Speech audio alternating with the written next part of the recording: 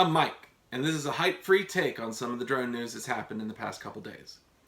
I don't know if you heard, but a federal court vacated Part 336 of the FAA's guidelines for unmanned aerial vehicles. Now, what this means for you is that you don't have to register your drone anymore. What it doesn't mean for you is that you don't have to follow all of the FAA regulations. You do, in fact, have to follow all the FAA regulations. You still have to keep it under 400 feet. You can't fly within certain distances of airports. You need clearance from air traffic control if you're in certain classes of airspace.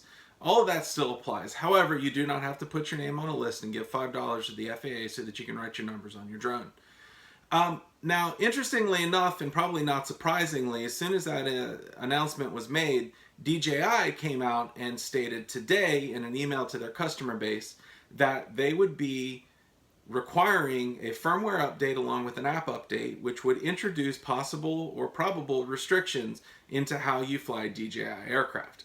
Now look, I know that we're an FPV community. I know that most of us fly FPV, and there's quite a few of you that are rolling your eyes going, God, why do I care about DJI? Just go build your own.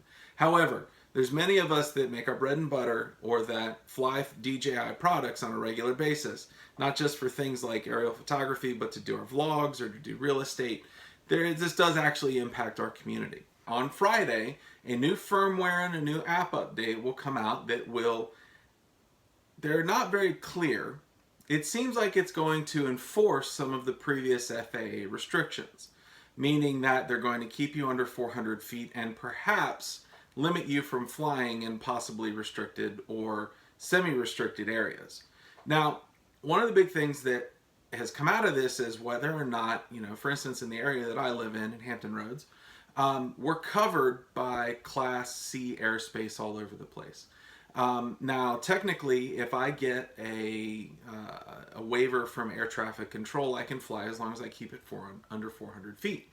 It is not clear how DJI will police that, if they're going to enforce that at all. So let's say that, I decide that I'm going to take my Phantom out. I'm technically in Class C airspace, maybe on the edge. I contact air traffic control, say, hey, I'm going to fly. How am I going to tell the DJI app that I can fly? That's a big question. I sent out an email to DJI asking for clarification. They have yet to respond, and interestingly enough, and probably not surprising at all, they responded that they have a larger than normal ticket volume, and they would get back to me as soon as they were able. My patience is welcome. This is not unexpected. The question is now, how do you protect yourself? Practically, how do you keep yourself from falling into this potential situation with DJI where you can't fly? Well, first off, go into your phone, turn off automatic update. This is not a surefire bet, but the way that the update with DJI is going to work is that there's going to be an app update combined with a firmware update that's going to put the restrictions together.